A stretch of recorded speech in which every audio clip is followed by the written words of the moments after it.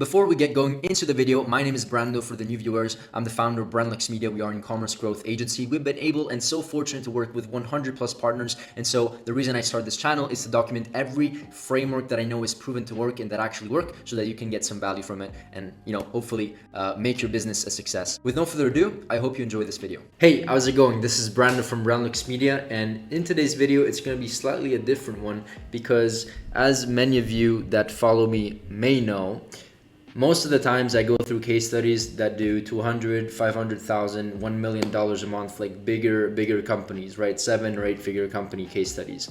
But in this video, I'm going to take it a step back and bring you through a company that we're scaling from 20 to 30 to 40 to $50,000 a month. So kind of like the initial step of product market fit, growing a company from scratch. And the interesting thing about this account is that we initially failed in the first month to work with this client and get results. And the reason why I want to do this video is because I want to show you that it takes time sometimes to get the results, but if you have the right frameworks, you can actually make it work. So in this video, I'm going to show you how we went from like basically spending $2,000, $3,000, $4,000 a month with like less than 1x ROAS to spending to getting to a run rate where we're spending $10,000 almost a month with almost a 3x ROAS. So basically the opposite, right? So with no further ado, let's get right into the video so I can bring you through the details and the strategies. Okay, let's get in.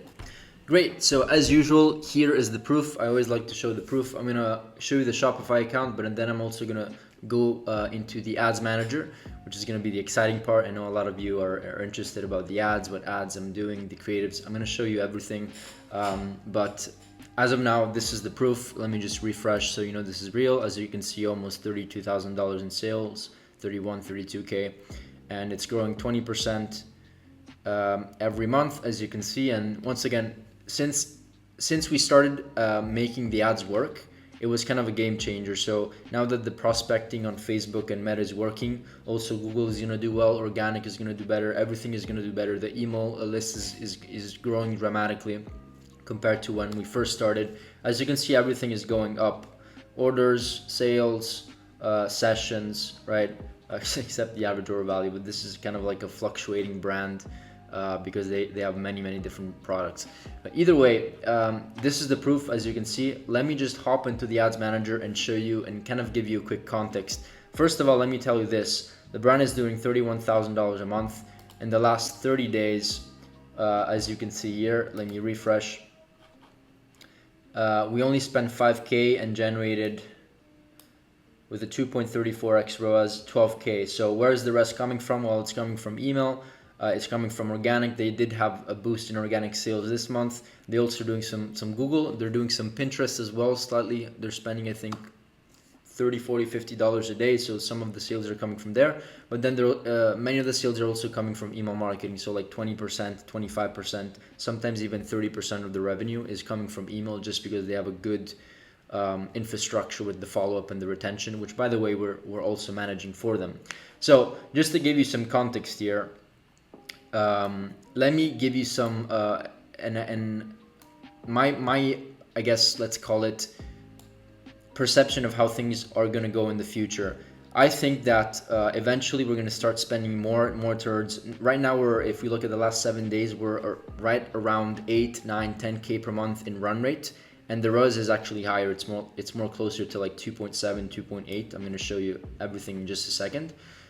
So eventually my prediction is that these ads will bring the revenue to probably around $40,000 to $50,000 in the next couple of months, and then we see how it goes from there. But let me show you when we first started managing this account, which was kind of a failure. And many people, many gurus, right? I'm not a guru, by the way. I'm just a normal person, but any person that is promoting Shopify and all these things is just going to show you the good news, right? So I want to show you the bad news and what we went through. So we started on the account probably around January. This was the first month with them. And just to give you some context on what they're selling like different products. I can't tell you exactly what because of NDA reasons, because of obvious reasons, but they're selling different products that can be bought in bulk on different in different types of industries, like baby showers, Easter, as you can see, wedding. Like then there's like general products, real estate products, like for real estate agents. So it's like kind of like a general type of store, let's call it. Everything is branded. It's not really drop shipping, even if it could be technically, but either way, this is literally what we were seeing in January. $3,500 spent, 0.92 ROAS. And if we actually go in the first couple of weeks, the first 14 days of January, 0.84. Yeah, the average was like 0.8. It was barely 1 ROAS, which is pretty bad. Just to give you some more context, the break-even ROAS for this company is right 1.35 to 1.4. So they have, 70-75%. Some products also have 80% margin, so it's absolutely amazing, which means we're able to play with a lot of, with a lot of margin here, which is absolutely amazing. And it should be, I think, one of the priorities before going into ecom is making sure that you have a product that actually has enough margin, because a lot of people just don't give a shit about the margin, and then they understand and figure out that running ads on Meta, TikTok, wherever you want, even Google, is really expensive, and then they don't have enough margin for themselves, right? Or to pay off the team. Now, to give you some context, this was the growth period. This was the failing period from January 1st to January 31st, and this is when we start to see traction. The first 7 days. Actually, this was even worse. So let me show you maybe another week. Let's see if we move on here. Yeah, so this was one. Let's move on here. Let's see how we're doing in the following weeks. This is where we start to get traction, 2.4. And I think in this, let's see, this other period, 2.7. So we're kind of increasing. I know that the last 14 days is right around 2.7 exactly, and the run rate is around, if we just take the calculator, 8,765. Let's just do the quick math here to understand what the run rate in revenue is for as of now. So let's do 8,765 divided by 14 days equals 600. Let's say $630 in revenue per day times 30. So this is around the run rate, 19,000, 20,000, whatever, around there. And once again, if we do 20,000 here, then the brand is probably going to make, 40,000, just like the proportions that I showed you before, or more closer to 50,000. So this is what we're seeing right now. Now, let's actually go through the ad account structure. I'm going to bring you through exactly kind of the thought process. This, by the way, is a very raw video, unedited, but I'm just trying to be very simple and just show you the actual ad account with some of the creative structure and why we did something rather than something else, just to give you an understanding of our thought process, right? Which is the most important thing. Don't copy me, understand my framework, which is completely different. So once again, keep in mind as I'm going through this, that the ad account is still in development phase, right? So we're not scaling yet. Right, we are starting to scale. We're starting to increase budgets here and there with ABOs, CBOs. Like I'm going to talk about what we're doing and what the plan is. But this is still a fresh account. In January, we're doing less than 1, and now we're seeing a situation where we're almost at 3, and this is extremely profitable for them.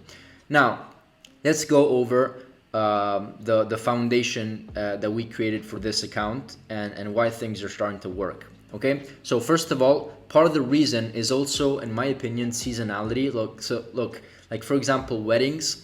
We know that weddings in January or December or like in the winter are typically not the best season. So for example, it's not only about the ad account structure, it's also about choosing the right product with the right season and creating a perfect offer that matches the combination of everything, right? So the wedding was doing really well. We're starting to make the baby showers work. Our goal with this account is to find the right products based on the season, right? So that whenever the season comes, maybe the first 3 months of the year, we're going to push one product. The last 3 months of the year, we're going to push another product, right? So this is kind of the approach that we're taking for this client, and which it's the reason why it took a little longer than expected was because we were figuring these things out as well. So this is a general creative testing where we're testing, let me see. And by the way, I'm not even managing this account. This is my head of performance. My media buyers are managing this account. So this is not the first time me seeing this account, but it's, you know, I'm not managing it. So I have to go through this with you at the same time, just to be fully transparent with you. So yeah, so this was like a general campaign where we tested multiple, we tested one specific product. As you see, you have different carousels. Yeah, we have different interests that were working. This one is killing it. This is absolutely killing it with a 10x ROAS in the last 14 days. And by the way, I'm showing you the last 14 days because they're kind of the most relevant, which is where it started to pick up. But what we did here, very simple. We had some interest stacking with business owners for this particular product. And then what we did over here is that we're just testing 2 carousels. Don't ask me why, but we've also tested other things in the past with this type of product, and the carousels are just killing it. Look, this carousel with hook number 1 is generating over 16 ROAS, which is absolutely insane. So what we're probably gonna do eventually is still give it some budget, because it's still low budget and only spent $80 and $54, but eventually we're gonna keep this and test another hook. And by the way, as I'm going through these things, make sure that you understand that this is where also part of the magic happens, right? You can be the best media buyer in the world, but if you don't actually test different types of angles, different types of hooks, different types of image types like carousels, images, right? Or not images types, I mean ad creative types like carousels, DPA campaigns with carousels, or image ads or video ads or GIFs, right? There's so many different things that you can do in so many different approaches, right? So in this example, the carousel was really working well, and with 2 different hooks. Hook number 1 completely crushed over hook number 2. So once again, we're gonna probably take this away. It is profitable for us. I mean, 1.85 is still profitable for us, but if we can find better audiences better creatives, then we will do that.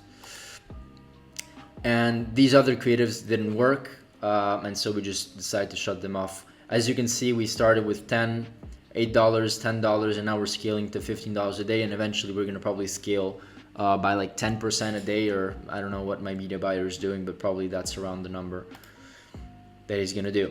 Now this is just for wedding, so these are ABO campaigns. We like to test, as you can see, creative testing for ABO.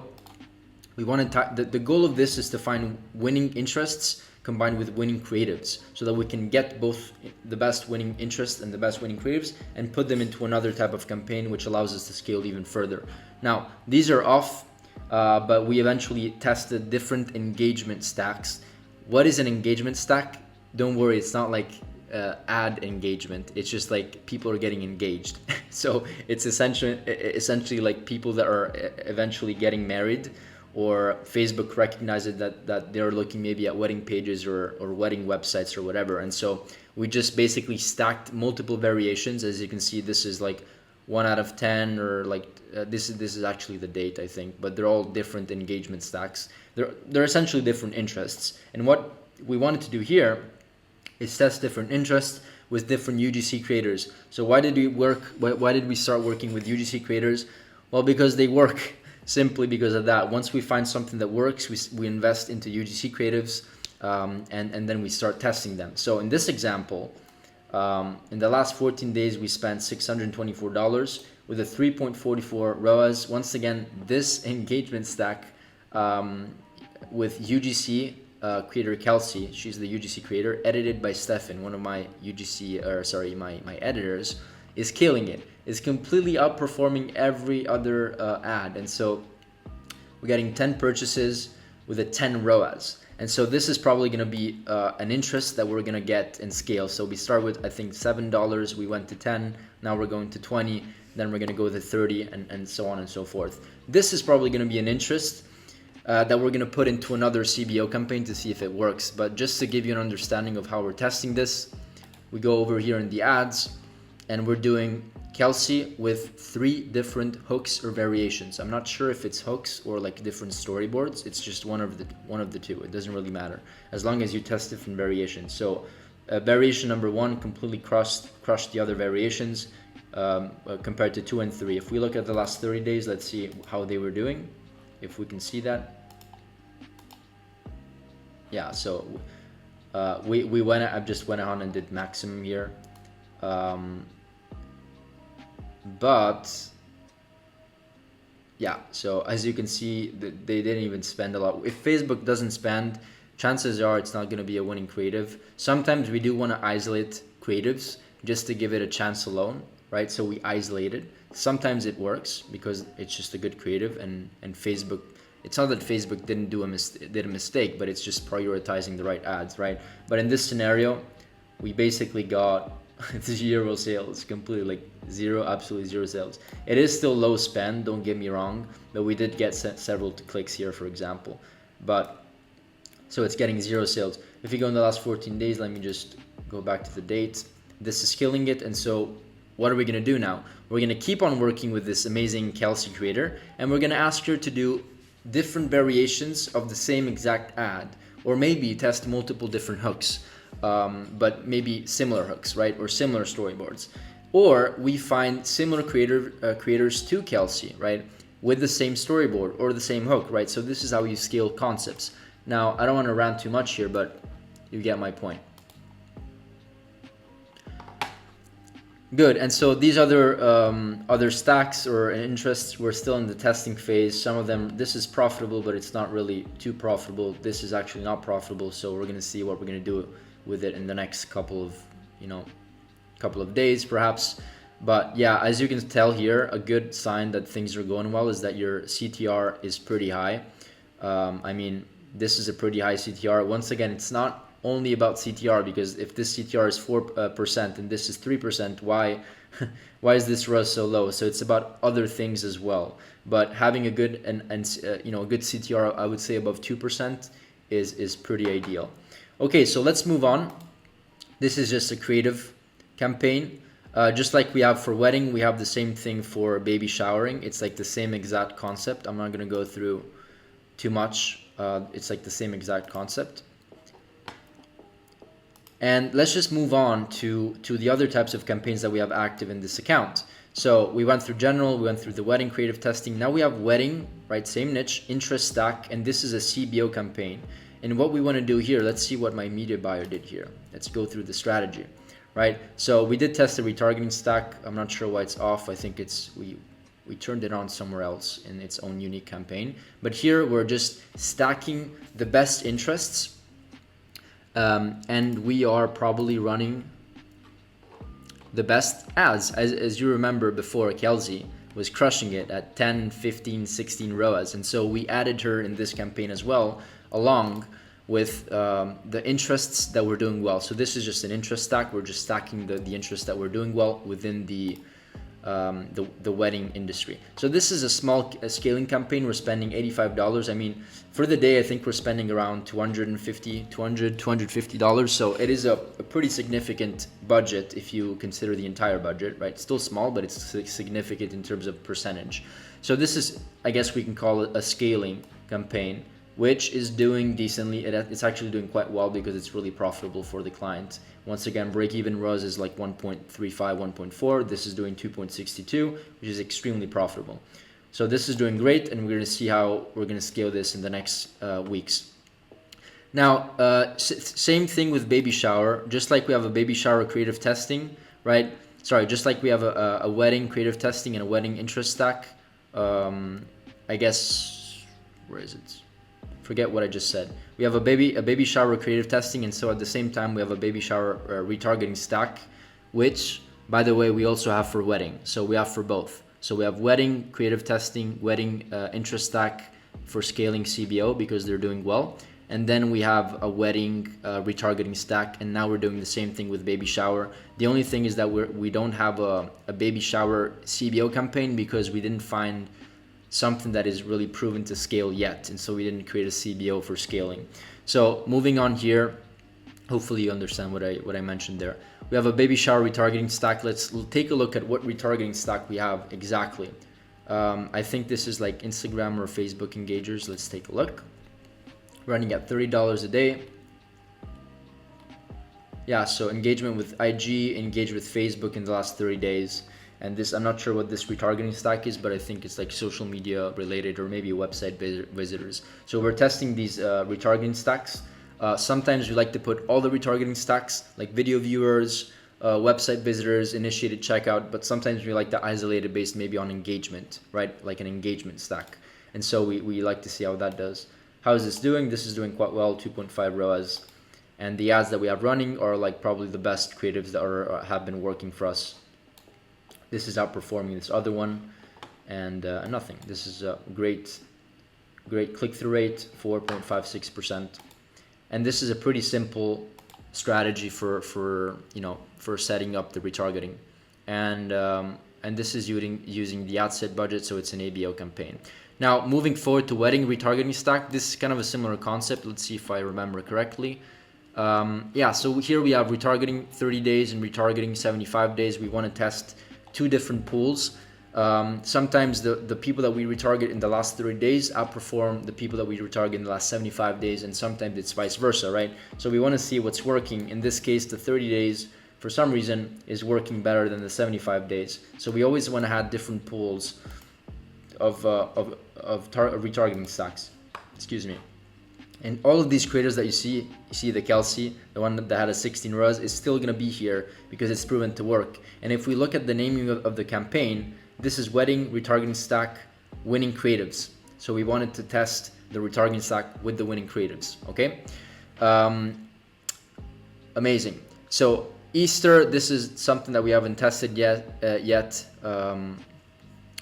Easter is coming up, right? I think so. Yeah, exactly. So we wanted to maybe test an ABO creative testing for Easter, but nothing is being published yet. So we'll see what we do about that. Baby shower DPA.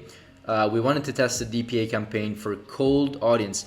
For those of you who don't know what DPA is, it's like dynamic product ads. And dynamic product ads are essentially you let Facebook understand what I want as a buyer when I scroll through websites. What do I stop at? What do I look at on a specific website? And then if you're doing cold audience, it's gonna if you're doing like cold audiences and you're going after cold audiences, Facebook is going to understand my behavior from like other websites, and it's going to show me the different catalogs or different products from the website that is running the ads. If we're doing retargeting with DPA, then it's essentially on your own website. If I go to the website and I like, I don't know, toothpaste, and I scroll on toothpaste for 3 hours, chances are the DPA campaign is going to show me the toothpaste, the exact same product that I was scrolling through on that specific website. So you can do it for both cold and for both retargeting. And as you can see here, if we take a look, baby shower interest, DPA, it's an interest. It's not a retargeting stack. Yeah, baby shower, children and parenting, whatever. How is it doing? It's not doing very well. Okay. Oh, one thing that I want to mention that is really, really important is that in the cold audiences, okay, let me actually go through this because it's really, really, really important. With the cold audiences, for example, this, remember to exclude retargeting audiences, because what Facebook is going to do is that they will do whatever it takes to get you as many sales as possible, which also means retargeting. And sometimes they don't even tell you, even if you do interest-based targeting and you don't exclude your retargeting audience, Facebook will actually retarget for you. So what we do here is that, where is this? Yeah, so we used saved audiences, and in this case, we excluded people that viewed content in the last 180 days and that purchased in the last 180 days, so that we're 100%, 1000% sure that the people that are seeing the ad are 100% cold audiences, which is the entire point of a creative testing campaign or a testing campaign in the initial phases. And then we have interest with engagement. This is why it's called engagement stack, because all of these marriage proposal, relationship status, all these things are being stacked all together. It's an engagement stack. But remember to exclude your retargeting audiences or your current customers. I just wanted to mention that part. Okay, I think we're pretty much done here. This is the structure. What are going to be the next steps for this client? As you can see here, we're spending 3.224. We're probably going to end up spending $10,000 a month in a couple of weeks or more, maybe 12 or 15,000, as long as the returns make sense. And right now we're seeing amazing returns. This is extremely profitable for the client, and we can't wait to scale this. And what are we going to do moving forward? We're going to add more CBO campaigns. We're going to increase budgets here. We're going to add interests to this CBO campaign and winning creatives to make sure that we give it more opportunities and more of a chance. And then we're also going to get the best creatives and put them into an ACS campaign, an advantage shopping plus campaign, because it's probably one of the best campaigns to scale when it comes to creatives. So we want to get the best creatives, right? We don't really have a lot of control with the ACS or the advantage shopping plus campaign. We have control over the creative and the budget. Pretty much that's all we have to control over. But it works really, really well when you have Facebook do its thing. It's a great campaign. So once again, those are going to be our next steps. Just put everything into more CBOs, test other CBOs for scaling purposes, and then the ACS, and then we see what we're going to do from there. At the same time, the creative testing here, it's called creative testing, but if it's working, we're still going to scale in these campaigns, right? Just like in this scenario. We're spending a little bit more on this one, and we're going to probably bump it up to $30, $40, $50 if it keeps getting a 10x ROAS. Either way, I know this video was maybe kind of long and it was kind of raw, but I wanted to make it raw because I want to open up the account, tell you what I think, give you all the strategies, understand what our framework is, and hopefully you can do the same for your own brand or your own dropshipping company or whatever you're doing. Okay, so hopefully this video was helpful. Let me know if you have questions down below, and as usual, see you in the next one. On a side note, before I end it off here, if you actually own an e-commerce business and you want your business and your brand to be audited, we can just hop on a call, hop on a free strategy session with myself or one of my team members, and we can pretty much have a conversation about your roadmap towards next year and how perhaps you can reach your goals. The conversation is very laid back. It's honestly just to understand if there's an opportunity for us to do even business together one day. Okay, with no further ado, thank you once again, and who knows, maybe see you in the next masterclass.